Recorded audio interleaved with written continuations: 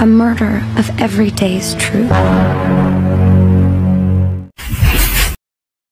Berlatar pada tahun 1990, kisah dimulai dengan memperlihatkan seorang pria bernama Chris yang baru saja lulus dari universitas di Atlanta. Kelulusannya dihadiri oleh kedua orang tuanya beserta adik perempuannya, sehingga bisa dipastikan Chris memiliki keluarga lengkap yang sangat bahagia.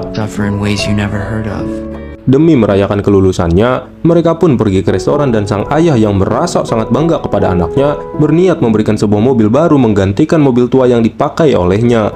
Namun alih-alih senang, Chris malah menolak karena itu bertolak belakang dengan prinsipnya yang memilih hidup sederhana. Niat baik ayahnya sia-sia, padahal sang ayah hanya ingin memberikan hadiah spesial saking senangnya melihat anaknya yang ia punya berhasil lulus dan memiliki nilai yang bagus. Ayah, ibu, dan adiknya pulang ke rumah di luar kota, sedangkan Chris yang tinggal di apartemen sedang memikirkan untuk hidup sederhana dan ingin meninggalkan kehidupannya sekarang, di mana Chris berniat menghilang dari keramaian kota yang pabuliwuh dan ia ingin hidup tanpa bergantung pada uang yang diberikan orang tuanya, sehingga Chris memutuskan untuk mendonasikan semua tabungannya senilai $24.000 atau sekitar 370 juta rupiah kepada yayasan. Dan tak hanya itu, Chris juga membakar identitasnya agar bisa hidup bebas tanpa terikat hukum dan aturan yang dipakai oleh orang-orang modern. Bermodalkan sebuah mobil butut, Chris berniat pergi ke Alaska dan bertahan hidup di alam. Dengan sedikit uang recehan yang ia punya, ia nampak percaya diri bisa bertahan hidup tanpa bergantung pada harta yang sering ditawarkan oleh kedua orang tuanya. Saat malam tiba, kita diperlihatkan Chris yang sedang beristirahat di salah satu tempat. Alangkah apesnya, sebuah banjir melanda sehingga mobilnya tak bisa lagi digunakan. Karena merasa sudah terlanjur melarat, Chris membakar uang recehnya yang ia bawa dan menggantungkan hidupnya kepada apapun yang ditemuinya saat berada di perjalanan. Singkat cerita, 2 bulan telah dilewatinya, Chris akhirnya tiba di Arizona dengan berjalan kaki dan ia pun memutuskan mengganti namanya menjadi Alexander Supertramp, yang artinya sebuah kebebasan dan sebuah keinginan untuk menjauh dari kehidupan modern. Chris menggunakan nama tersebut dengan bermaksud agar tak ada orang yang mengenalinya dan tak ada yang bisa melacak keberadaannya. Di sisi lain, kedua orang tuanya tampak hariwang karena Chris tak ada kabar sedikit pun, sehingga mereka pergi ke apartemennya. Akan tetapi di sana tak ada satupun petunjuk yang merujuk pada keberadaan Chris. Bahkan sang adik pun tak habis pikir dengan apa yang telah terjadi pada kakaknya. Kembali kepada Chris yang bertemu dengan pasangan hippie petualang, di mana Chris diberikan tumpangan, bahkan diberikan makanan dan diajak tinggal bersama. Di sana Chris saling bertukar pikiran dan pengalaman yang didapatkan di perjalanan. Akan tetapi ia tiba-tiba saja pergi tanpa pamit kepada pasangan hippie tersebut demi mencari jati diri, yang membuat pasangan itu sedikit keheranan. Chris kembali berjalan tanpa arah dan tujuan yang pasti hingga kemudian ia bertemu dengan seorang petani. Seperti pasangan hippie tadi, si petani nampak welcome dengan kedatangan Chris, bahkan ia mengizinkan membantunya bekerja saat panen. Rupanya si petani merupakan seorang buronan yang sudah lama dicari polisi, sehingga Chris harus melanjutkan perjalanannya menuju tempat tujuan utamanya, yaitu Alaska. 1 bulan berlalu, kini Chris berada di sungai Colorado. Dari hasil bekerja di tempat si petani, Chris membeli sebuah kayak dan mendatangi kantor petugas keamanan sungai agar diizinkan mendayung dengan kayaknya. Tetapi permintaannya ditolak karena Chris tak memiliki surat izin yang resmi, sehingga ia pun nekat mendayung tanpa izin meskipun harus dikejar oleh petugas keamanan. Selesai dengan Colorado, kini Chris menumpang sebuah mobil hingga sampai di dekat perbatasan Meksiko. Dengan sisa uang dari si petani, ia membeli makanan untuk persediaannya ke depan dan kembali mengarungi sungai menggunakan kayaknya hingga tanpa sadar ia telah memasuki perbatasan Meksiko. Karena Chris tak memiliki identitas yang jelas, ia harus ditangkap oleh polisi setempat dan tepat saat dia akan diproses lebih lanjut, Chris pun memutuskan untuk kabur menaiki sebuah kereta barang secara ilegal agar bisa kembali ke Amerika.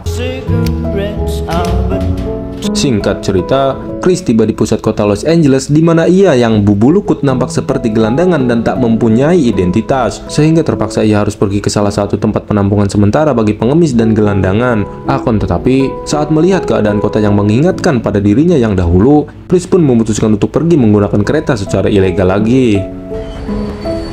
Namun kali ini perjalanannya tak sesuai rencana karena Chris tertangkap basah oleh penjaga kereta yang alhasil membuat dirinya harus terjebak di pusat kota Los Angeles tanpa bisa pergi sesegera mungkin, hingga akhirnya membuat Chris memutuskan untuk bekerja di salah satu restoran yang itu pun tak bertahan lama setelah Chris dipecat gara-gara hal sepele, yaitu tidak memakai kaos kaki saat bekerja.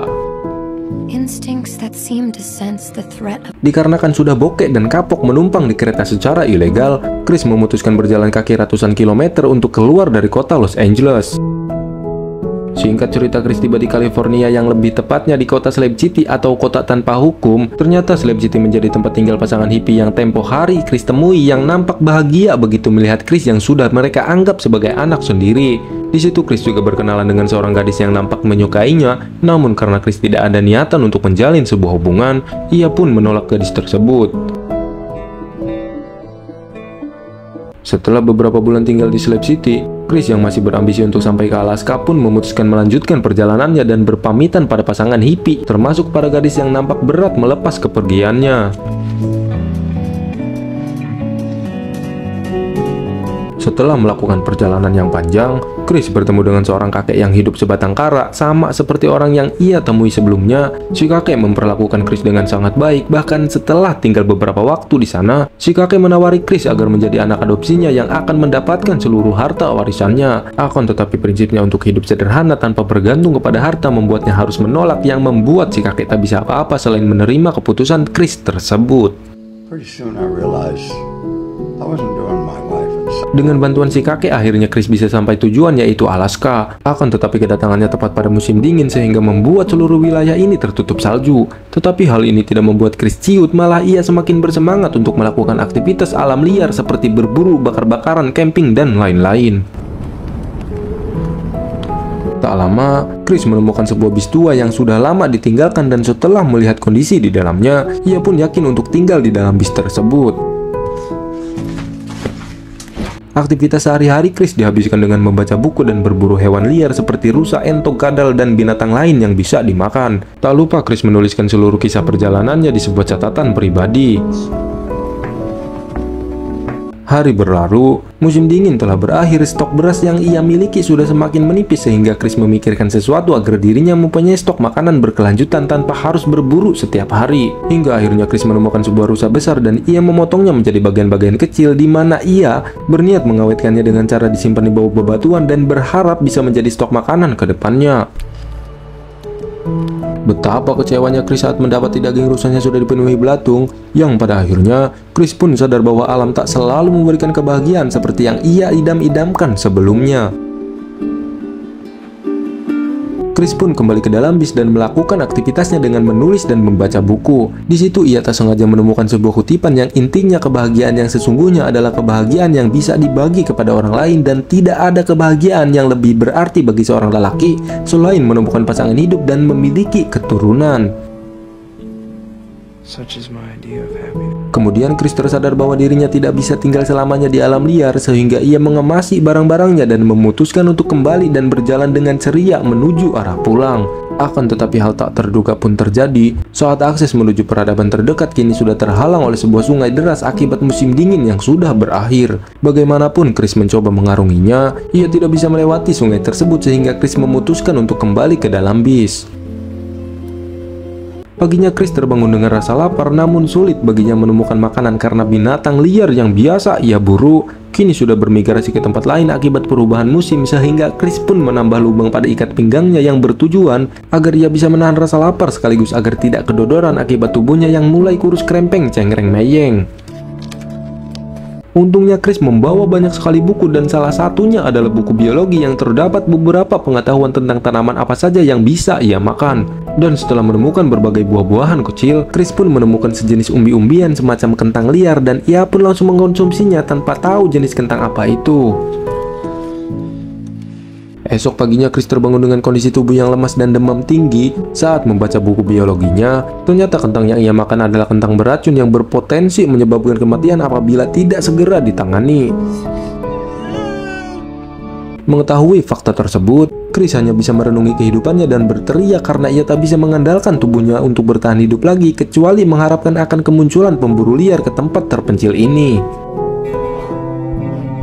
Di dalam bis tua ini, Chris menyesali ketidakbersyukurannya dengan nikmat Tuhan yang diberikan kepadanya seperti keluarga yang berkecukupan dan masih lengkap. Ia malah memilih hidup dengan keegoisannya dan mengikuti prinsip yang menurutnya sempurna. Akan tetapi, justru prinsipnya lah yang membuatnya tersiksa hingga Chris menghembuskan nafas terakhirnya di dalam bis tanpa ditemani orang-orang terkasihnya.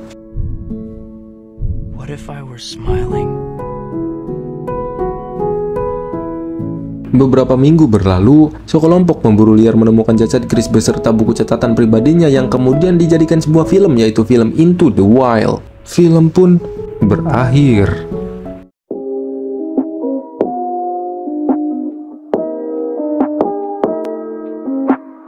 Film ini menunjukkan bagaimana alam dapat menjadi tempat pelarian sekaligus guru.